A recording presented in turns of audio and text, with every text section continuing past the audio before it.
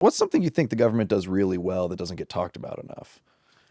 Well, in New York City, the fact that the subway, carries everybody around, it's marvel. No, I'm not saying we can't make it better. We can definitely make it better. We can make it better. That is pretty incredible. No, you're right. Do you think it'll ever be free? The subway? Think we'll ever get there?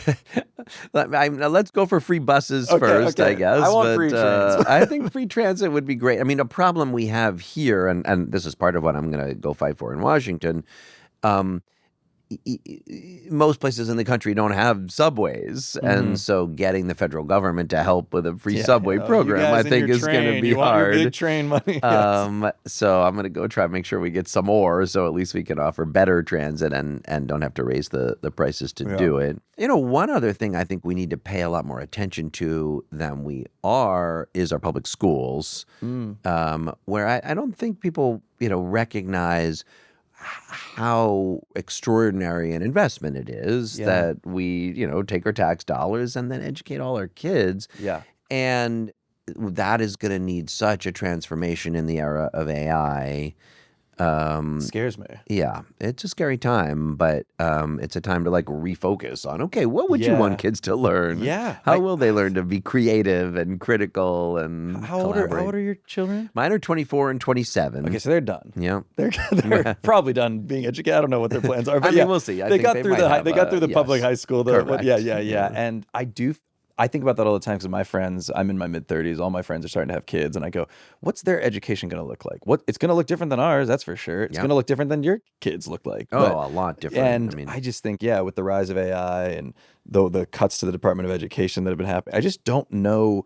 I fear a world where it becomes again, highest bidder gets to send their kids to this excellent school, and the rest of the schools are passing around one pencil they all get to share. This is something. so within our hands. It's easy to be a doomer about this. And I'm not trying to be a doomer. No. But look, it seems pretty clear to me that the next generation of students, for example, are going to read and write less than, my generation read and wrote. So much more is visual, is video. And tech, and That doesn't mean they have to be stupid, It really doesn't. We can teach critical thinkers, really creative and imaginative, yes. collaborate with other people. We would have to commit that we were going to teach them that we weren't going to just sell their education to AI overlords. Yes. We could decide, we assign all the kids to all the schools. We could decide that it isn't going to keep being so segregated and bifurcated. In Brooklyn, where when I was a council member, we decided to integrate the middle schools of our district, and it's worked great. What does that mean, integrate the middle schools? So, the elementary schools are done by neighborhood, and so they're somewhat more segregated because housing prices drive kind of who can live in the area. I see. But the community school district, District 15 it's called in Brooklyn, includes Red Hook and Sunset Park and some lower income neighborhoods and Park Slope and Carroll Gardens and some higher income ones. But the middle schools were still very segregated because we were basically letting the schools pick the kids. You have to test in, right? We ended that. Now it's by lottery. Oh, great. And the middle schools are dramatically more integrated. Great. A lot less segregated than they were. And they're working well. So we can make choices like that. Yeah. And that's why we're fighting and organizing so. It's a refreshing attitude because it's so easy. I think people my generation and younger go online and just see bad news. But talking to you even for this short amount of time, I'm I feel very oh yeah, you're right. And this is the challenge. It seems to me we have a really interesting political challenge because we need to channel the anger that people have. It is and it's rightful. It's rightful anger. Correct. Yeah. We are the benefits of the economy are being sucked up by a tiny handful of people who are then just feeding us back like slop. Yeah. And damn the consequences for the climate, for democracy, for working families, for affordability. That's happening, and it is a right to be pissed off about and organize. But you do also need a belief in the possibility that government could be a vehicle for bringing then you people just together become to so make change. cynical, and you don't get involved. You don't volunteer. You don't. Yeah. So and I do think what's moving in New York right now is sort of suggests it's possible. Spreading out. You think? Yeah. I want to very briefly talk about Israel, which I know is not a fun sentence that everyone always wants to get into, but just I think it's worth talking about with you. Agreed. And I want to read something that I saw on your website just very quickly, so Yeah. just bear with me. But I thought this was important. Brad is a proud Jewish New Yorker who believes in the vision of a Jewish and democratic Israel. He was horrified by Hamas's attack on October 7th, and in the aftermath, he joined weekly vigils with Israelis for Peace, calling for the return of the hostages and a ceasefire. But he also believes that Israel's destruction of Gaza was a genocide, and that the U.S. should stop providing military aid to Israel while it violates international law and Palestinian human rights. He has called for an end to Israel's occupation of the West Bank and Gaza and the removal of Israeli settlements for over 3 decades. I think that is so well said. I think it's a strong, nuanced stance. So my question for you is, why does it feel so difficult for like the Democratic Party to kind of just say like, this is a complicated issue. We're not going to get everything right. We're going to watch as things develop, and we just need to do our best to protect people. Why can't more people have that opinion? What is stopping that is what I'm trying to understand. Yeah. Well, first I'll say nothing's stopping it. So like Yeah. let's pull more people on side. Things are changing very rapidly right now. I mean, after, many years of people just not looking at Palestinian suffering and continuing to give Israel unconditional support. That was happening long before October 7th. yeah. I mean, Israel's occupation of the West Bank and Gaza began in 1967. It's interesting. Sometimes Jews will cite Martin Luther King, who also, was in some of his speeches supportive of Jewish and democratic life in Israel. But in 1967, like 6 weeks after the Six-Day War, he knew that Israel needed to either give back the West Bank and Gaza or make it possible for Palestinian people to have self-determination and freedom. And yet for 70 years, there has been this occupation and just an ignoring of Palestinian human rights. And that has shifted dramatically. And, you can imagine a different world where after October 7th, if Israel had said, look, of course, we're going to go after the Hamas terrorists who murdered our people, but we're also going to try to figure out a path forward for Palestinians and Israelis to not just have endless war and killing each other, instead of saying, well, we're just going to take this as license to do whatever the hell we want and level the place. Maybe something different would have been possible. But now, 2.5 years later, people have watched, and at this point, the Democratic primary voters and the American people are saying we don't want to keep sending money for Netanyahu's wars.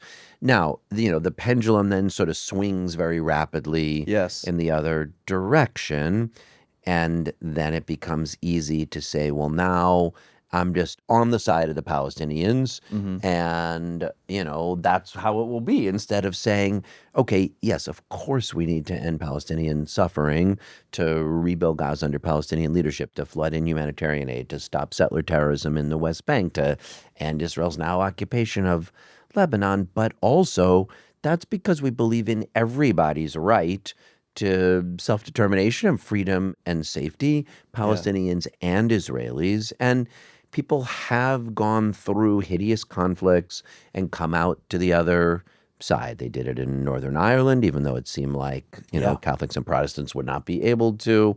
And even in South Africa, when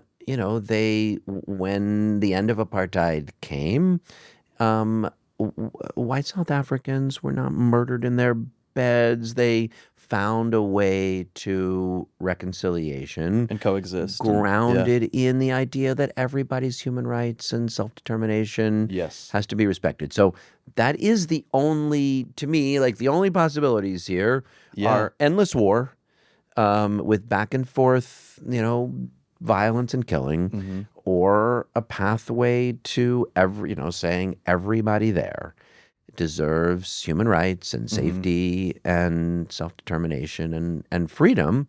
And for American Jews, this is a challenging moment.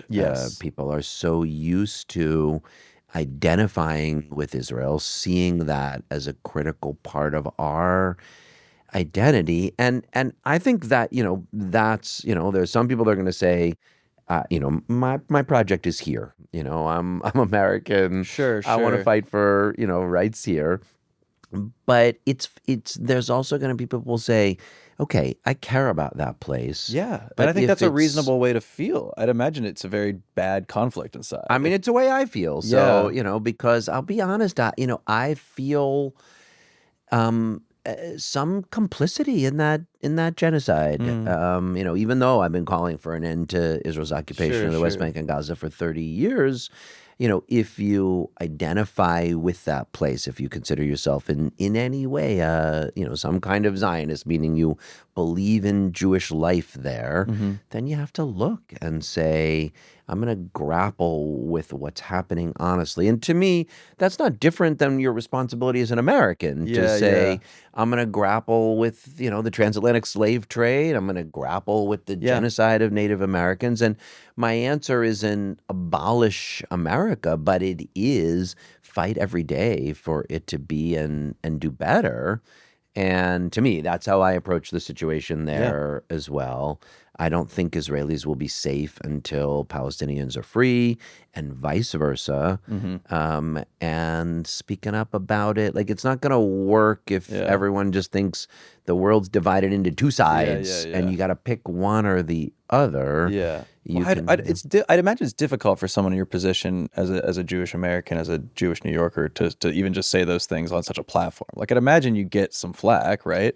well, I get a lot of flack, Yeah. and It's, from both. I mean, more from my right, more from the center and the right, more from sure, Jews who feel like sure. I'm some kind of traitor to our people. Now, Does that make you feel like hurt, or do you kind of just go, well, I feel like I morally know what I'm talking about, or how do you reckon with that? yeah, well, I try to say a few things to people. First, Jews have been having many of the same arguments for 2,600 years. Sure. Yeah. There's always been a strand that is Uh, more nationalist, more identifies with the land, that sure, wants, sure. stronger walls and better slingshots or guns or bombs. That has been there. But there's also Yeah. always been a strand that says, I imagine it like this. The first time Jews were, pulled into exile or diaspora was in Babylon in 586. Okay. King Nebuchadnezzar had sacked Jerusalem and taken most of the people back to Okay. Babylon. And we mourn that on Tisha B'Av, the destruction of the first temple. And clearly there were some people that were like, we got to get back to Judea. And when we do, we'll need stronger walls. And, Uh-huh. then I think there were a set of people that looked around Babylon, which was a much bigger, more cosmopolitan city, and said, have you seen Oh. that they have nightclubs and comedy, clubs here? And Should we do it's an open house tomorrow? true. They don't let the Jews in till after midnight, but all the Yeah, best yeah. stuff is playing after That's midnight very good. anyway. Yeah. And many of them stayed. And as a result, we have the Babylonian Talmud Okay. and this tradition of diaspora that says you could make a place better by fighting for your rights here. Mm. And pretty interesting things happen when you do that. And, the diaspora that Jews have had all around the world, from Babylon and Baghdad to, Cordoba and Morocco to Poland to New York City. Yeah. And there are times when that can get scary and you got to stand up for your rights and defend yourself. But there are also times when that shows the real contribution that you can make. Mm. And Mm. so sure, I get people who attack me as some kind of traitor to our people, but I'm pretty sure that, the way to build a flourishing Jewish presence, wherever it Mhm. is, we've got this commandment, you welcome the stranger because you were strangers in Egypt. Mm. And like that's one of the deepest Jewish commandments to me Yeah. is to kind of recognize everyone is created, B'Tselem Elohim, in God's image. So that's a very Jewish thing to fight for. No, it's I'm going to great. keep fighting That's for great. it. I learn a lot talking to Um, someone like you about this because it's like I'm not Jewish, so I follow this all from the outside as someone who reads about this issue and pays attention. But I don't believe people are any type of person is a monolith. I don't believe groups of people are monoliths. And when you spend so much time on the internet, when most of your work is on the internet, you just sort of see the monolith. It's this side or it's this side, and oh my God, fuck you if you're not on my side. And it's nice to hear different nuanced opinions from people who are in the mix.